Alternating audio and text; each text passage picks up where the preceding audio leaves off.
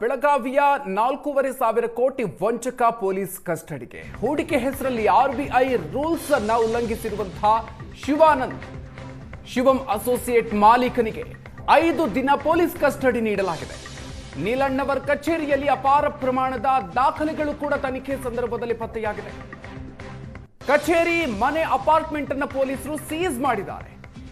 Laptop, computer, pen drive, ಮೊಬೈಲ್ಗಳನ್ನು ಕೂಡ seize ಮಾಡಲಾಗಿದೆ. ಬೆಳಗಾವಿಯಲ್ಲಿ 4,500 ಕೋಟಿ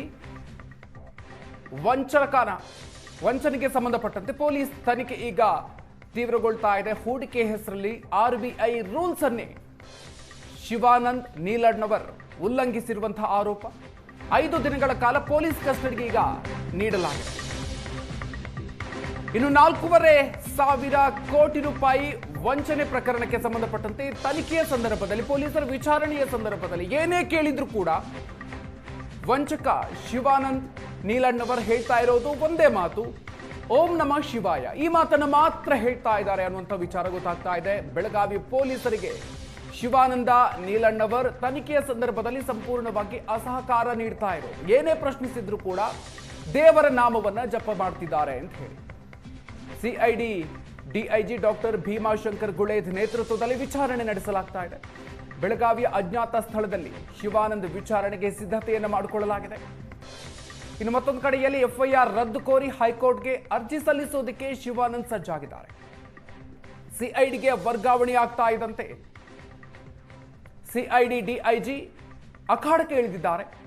ಬೆಳಗಾವಿಗೆ ಬಂದಿದ್ದಾರೆ ಸಿಐಡಿ ಡಿಐಜಿ ಡಾಕ್ಟರ್ ಭೀಮಾಶಂಕರ್ ಗುಳೇದ್.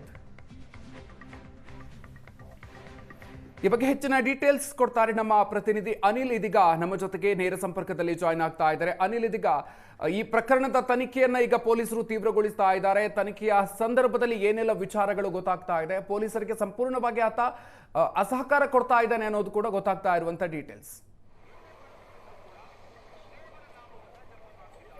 ಹೌದು ಮಧುಕರ್, ಕರ್ನಾಟಕ, ಮಹಾರಾಷ್ಟ್ರ, ಗೋವಾ ಹೀಗೆ ಬಹು ರಾಜ್ಯಗಳಲ್ಲಿ ವ್ಯಾಪ್ತಿಯನ್ನು ಹೊಂದಿರತಕ್ಕಂಥ ಶಿವಂ ಅಸೋಸಿಯೇಟ್ನ ಮಾಲೀಕ ಶಿವಾನಂದ್ ನೀಲಣ್ಣವರ ಅವ್ರ ವಿರುದ್ಧ ಈಗ 4,500 ಕೋಟಿ ರೂಪಾಯಿ ವಂಚನೆ ಕೇಳಿ ಬಂದಿರುವಂಥದ್ದು. ಈಗಾಗಲೇ ಮಾಳಮಾರುತಿ ಠಾಣೆಯಲ್ಲಿ ಮಾಳಮಾರುತಿ ಪೊಲೀಸರ ವಶದಲ್ಲಿ ಈಗ ಶಿವಾನಂದ್ ನೀಲಣ್ಣವ್ರು ಇರುವಂಥದ್ದು. ನಿನ್ನೆ ಅಷ್ಟೇ ಆತನ ನ್ಯಾಯಾಲಯಕ್ಕೆ ಹಾಜರು ಮಾಡಲಾಗಿತ್ತು. 5 ದಿನಗಳ ಕಾಲ ಪೊಲೀಸ್ ಕಸ್ಟಡಿಯನ್ನು ಕೂಡ ಕೊಡಲಾಗಿತ್ತು. ಈಗ ಪ್ರಕರಣ ಸಂಬಂಧಪಟ್ಟಂಗೆ ವಿಚಾರಣೆಗೆ ಈ ಪ್ರಕಾರ ಈಗಾಗಲೇ ಸರ್ಕಾರ ಸಿಐಡಿಗೆ ವರ್ಗಾವಣೆ ಮಾಡಿರುವಂಥದ್ದು. ಹೀಗಾಗಿ ಸಿಐಡಿ ಡಿಐಜಿ ಡಾಕ್ಟರ್ ಭೀಮಾಶಂಕರ್ ಗುಳೇದ್ ಕೂಡ ಈಗಾಗಲೇ ಬೆಳಗಾವಿಗೆ ಬಂದಿರುವಂಥದ್ದು. ಬೆಳಗಾವಿಗೆ ಬಂದು ಏನು ಜಿಲ್ಲಾಧಿಕಾರಿಗಳು ಸಿದ್ಧಪಡಿಸತಕ್ಕಂತಹ ಏನು ವರದಿ ಇತ್ತು, ವರದಿಯ ಬಗ್ಗೆ ಮಾಹಿತಿಯನ್ನು ಕಲೆ ಹಾಕ್ತಿದ್ದಾರೆ. ಸಿಐಡಿ ಅಧಿಕಾರಿಗಳು ನಿನ್ನೆಯಿಂದ ಕೂಡ ಬೆಳಗಾವಿಯಲ್ಲಿರುವಂಥದ್ದು, ಅವರಿಂದ ಕೂಡ ಮಾಹಿತಿಯನ್ನು ಕಲೆ ಹಾಕ್ತಿದ್ದಾರೆ. ನಾಳೆಯಿಂದ ಶಿವಾನಂದ್ ನೀಲಣ್ಣವರನ್ನ ವಿಚಾರಣೆ ಮಾಡೋಕ್ಕೆ ಈಗ ಡಿಐಜಿ ಆಗಿರ್ತಕ್ಕಂಥ ಭೀಮಾಶಂಕರ್ ಗುಳೇದ್ ಅವರು ಕೂಡ ಸಿದ್ಧತೆಯನ್ನು ಮಾಡಿಕೊಳ್ತಿರುವಂಥದ್ದು. ಮತ್ತೊಂದೆಡೆ ಸಾಕಷ್ಟು ಪ್ರಮಾಣದಲ್ಲಿ ಈತ 36% ಏನು ಇಂಟ್ರೆಸ್ಟ್ ಕೊಡ್ತೀನಿ ಅಂತೇಳಿ ಅಪಾರ ಪ್ರಮಾಣದಲ್ಲಿ ಹೂಡಿಕೆಯನ್ನು ಮಾಡಿಕೊಂಡಿರುವಂಥದ್ದು.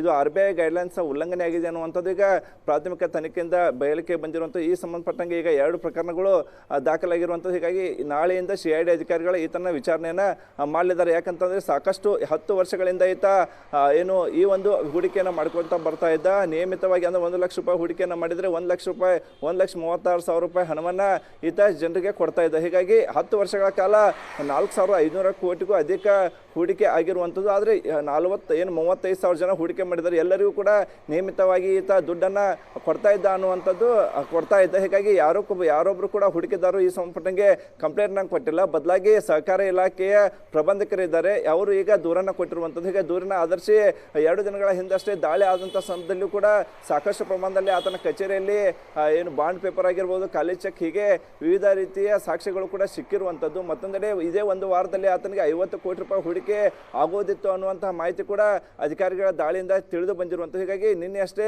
ಮತ್ತೆ ಪಂಚನಾಮೆ ಅಂದರೆ ಮಹಜರು ಮಾಡ್ತಕ್ಕಂಥ ಸಮಯದಲ್ಲೂ ಕೂಡ ಆತನ ಲ್ಯಾಪ್ಟಾಪ್ ಆಗಿರ್ಬೋದು, ಮೊಬೈಲ್, ಕಂಪ್ಯೂಟರನ್ನು ಎಲ್ಲ ಕೂಡ ಏನು ವಶಕ್ಕೆ ತಗೊಂಡಿರುವಂಥದ್ದು. ಆತ ಮಾತನಾಡಿರ್ತಕ್ಕ ಆತನ ಮೊಬೈಲ್ಗಳನ್ನು ಕೂಡ, ಆತನ ಸಹಚರ ಮೊಬೈಲನ್ನು ಕೂಡ ಈಗ ಏನು ಪೊಲೀಸರು ವಶಕ್ಕೆ ತೆಗೆದುಕೊಂಡು ಟೆಕ್ನಿಕಲ್ ಎವಿಡೆನ್ಸ್ ಅಂದರೆ ಆ ಥರ ಯಾರ್ಯಾರಿಗೆ ಯಾರ ಜೊತೆಗೆ ಸಂಪರ್ಕ ಇದ್ದ ಅನ್ನೋದ್ರ ಬಗ್ಗೆ ಕೂಡ ಈಗ ಮಾಹಿತಿಯನ್ನು ಕಲೆ ಹಾಕ್ತಿರುವಂಥದ್ದು. ನಾಳೆಯಿಂದ CID ಅಧಿಕಾರಿಗಳ ನೇತೃತ್ವದಲ್ಲಿ ಈ ಒಂದು ತನಿಖೆ ನಡೆಯಲಿದೆ. ಮತ್ತೊಂದೆಡೆ ಈ ಒಂದು ನಾನು RBI ನಿಯಮಗಳನ್ನ ಉಲ್ಲಂಘನೆ ಮಾಡಿದ್ದೇನೆ ಹೊರತಾಗಿ ಯಾರಿಗೂ ವಂಚನೆ ಮಾಡಿಲ್ಲ, ಹೀಗಾಗಿ ಈ ಒಂದು FIR ಅನ್ನ ರದ್ದು ಮಾಡ್ಬೇಕಂತೇಳಿ ಇತ್ತ ಶಿವಾನಂದ ನಿಲ್ಲನವರು ಕೂಡ ಹೈಕೋರ್ಟ್ ಮೊರೆ ಹೋಗುವ ಸಾಧ್ಯತೆ ಇರುವಂಥದ್ದು. ಈಗಾಗಲೇ ಕಾನೂನು ವಕೀಲರು ತನ್ನ ವಕೀಲರ ಜೊತೆಗೆ ಈಗ ಚರ್ಚೆ ಮಾಡ್ತಿರುವಂಥದ್ದು. ಹೀಗಾಗಿ ಒಂದ್ ಕಡೆ ನಾಳೆ CID DIG ಭೀಮಾಶಂಕರ್ ಗುಳೇದವರು ತನಿಖೆಯನ್ನ ಮಾಡೋಕೆ ಎಲ್ಲ ರೀತಿಯ ಸಿದ್ಧತೆ ಮಾಡ್ಕೊಂಡಿದೆ. ಮತ್ತೊಂದೆಡೆ ಹೈಕೋರ್ಟ್ಗೆ ಹೋಗೋಕೆ ಶಿವಾನಂದ ನಿಲ್ಲನವರ ತಯಾರಿಯನ್ನ ಮಾಡ್ಕೊತಿರುವಂಥದ್ದು. Madhukar, okay, thank you Anil ಡೀಟೇಲ್ಸ್ಗೆ.